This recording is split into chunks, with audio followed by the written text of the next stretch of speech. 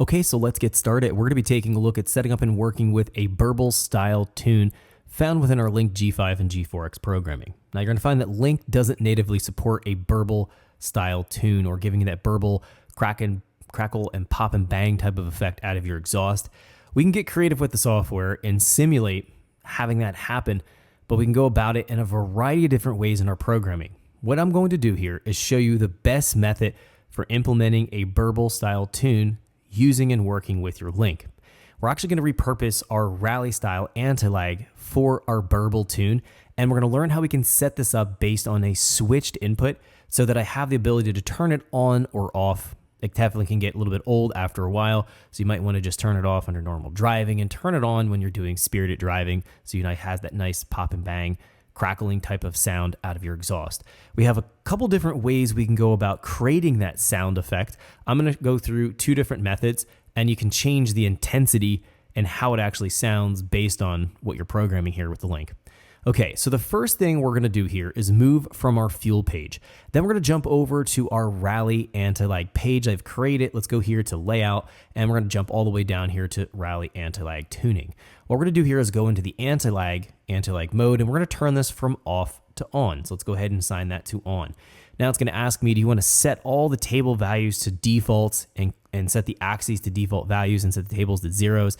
I'm going to go ahead and say yes. So say yes to all of these. We see we have 4 tables starting to appear here for editing within the rally anti-lag feature. The first thing we're going to do here is set up an on-off toggle switch to make sure that we can turn this feature on or off. I don't necessarily want it permanently on, although if you didn't set an arming switch, you didn't have an arming switch, you could set this to always on, so it was always enabled, and then you could virtually just turn it off if you wanted to go and have that feature turned off, or we can set a switch up. I think the switch makes the most sense. Let's go here and take a look how to set this up. Now I'm going to be setting it and wiring a switch under the digital input 3.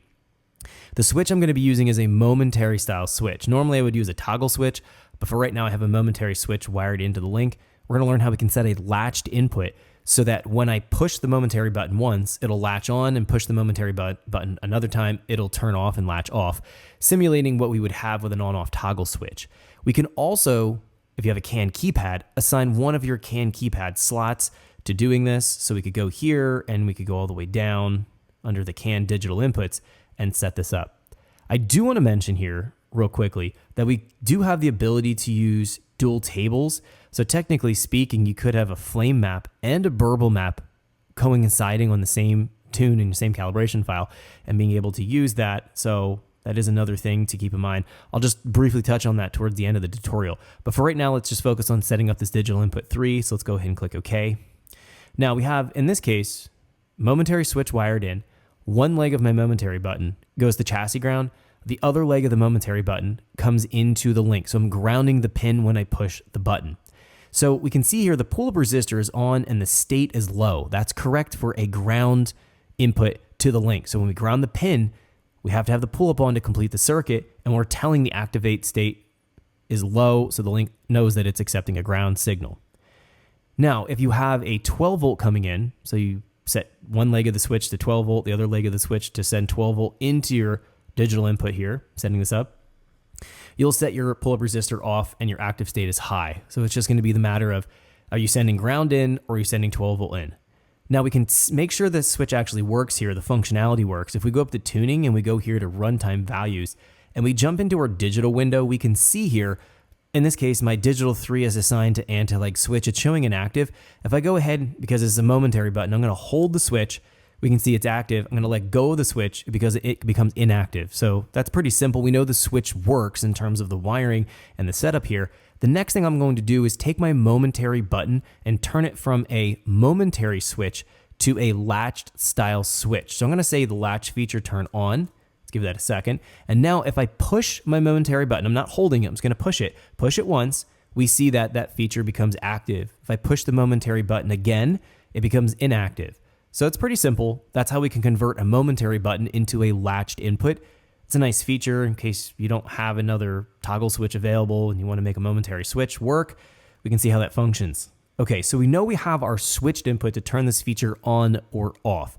The next thing we're going to do is just go through some of our other settings in here and talk about some things.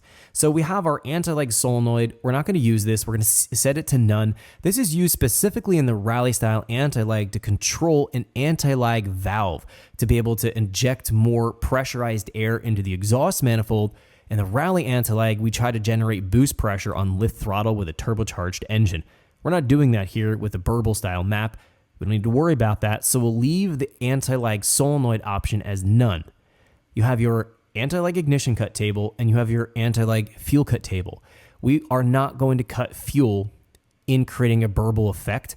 We're going to go ahead and just turn off and disable our fuel cut table completely to get that out of the way. Then we have our IAC override. We're going to leave this off.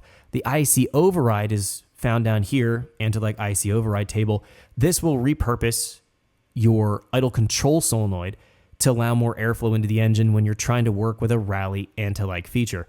This gives us no benefit here, so we're just going to go ahead and leave that feature off. Thanks for checking out our teaser clip. If you want to see the rest of this video and more than 500 hours of current EFI training we have to offer, make sure you click right here. If you want to go and check out more teaser clips from this training course, click here, and you don't want to miss any of the videos we're going to be releasing on this channel, so make sure you subscribe and click here.